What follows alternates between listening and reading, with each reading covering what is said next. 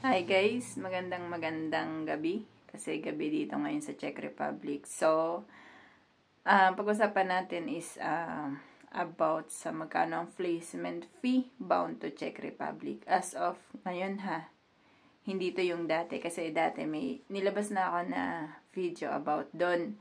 So, before kasi last 2022, ang binayaran ko kasi is nasa 7,800 lang. So, iba na po ngayon. Basta ang inyong placement fee is 1 month salary nyo.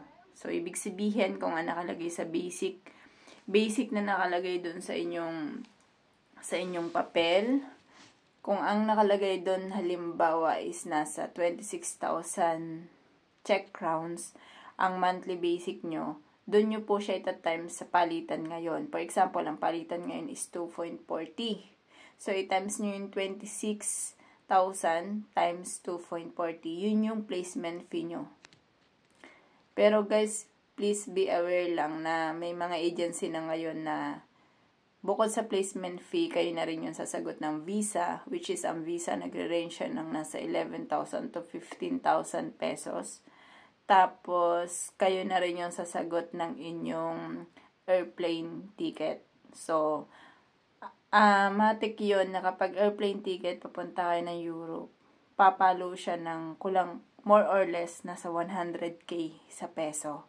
Kaya, parang pag-isipan nyo rin, or dapat handa rin kayo dun sa laki ng magagastos nyo kapag dito kayo sa Czech Republic.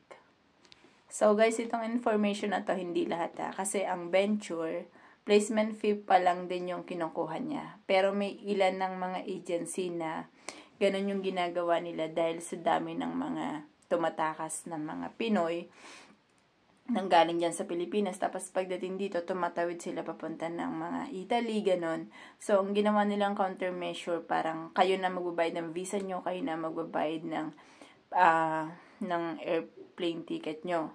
So, meron ding iba na parang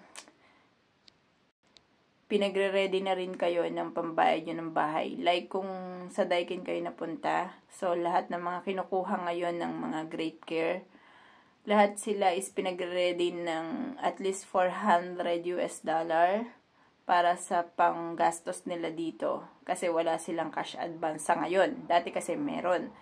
Pero dapat magtanong pa rin kayo dun sa may mga experience or dun sa mga kakaalis lang. Para hindi kayo nagugulat pagdating nyo dito, bakit ganito, bakit ganyan. Or pag nag-apply kayo, bakit ganito, sobrang mahal. Bakit ganyan? Sabi ko nga po sa inyo, hindi po lahat ng agency, placement fee lang yung kinukuha. Yung iba, kumukuha na rin sila ng bayad sa airplane ticket at saka ng placement fee at the same time yung visa nyo.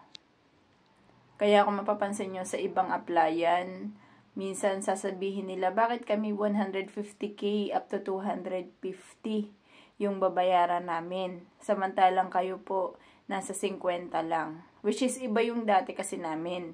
Hindi kami nagbayad ng airplane ticket namin at saka ng visa namin. Which is sa ngayon, possible na shoulder nyo rin siya. Kaya siya ganun lumaki. Pero guys, kung ang inyong trabaho dito sa Czech Republic is like me, na parang general worker lang, yung mga factory, mga ganun. So, don't expect too much na malaki yung sahod nyo. Pero kung skill kayo, like mga welder, ganyan, mga bracing, ganun, or mga forklift operator. So, meron siyang dagdag na allowance. Pero kung sa kagaya ko na general laborer lang, so, huwag kayo masyadong mag-expect. So, mag-expect kayo ng 40 pataas lang in peso. So, huwag kayo masyadong mag-expect ng sobrang laki kasi baka masaktan lang kayo. Mas maigi nag-expect kayo ng basic lang or nag-expect kayo ng minimum lang. At pagdating nyo dito, mas malaki kaysa naman mag-expect kayo na sumasahod kayo ng 100,000 tapos pagdating nyo dito, 50 lang pala sahod nyo. So, yun lang and sana nakatulong yung video na to. So, kung meron pa kayo ibang question, mag-comment lang kayo. And sa lahat din ng may mga dagdag information, na nalalaman pa. So, pwede po kayo mag-comment para dun sa iba na gusto ring malaman yung mga information na alam nyo. Anyway, thank you guys and I love you!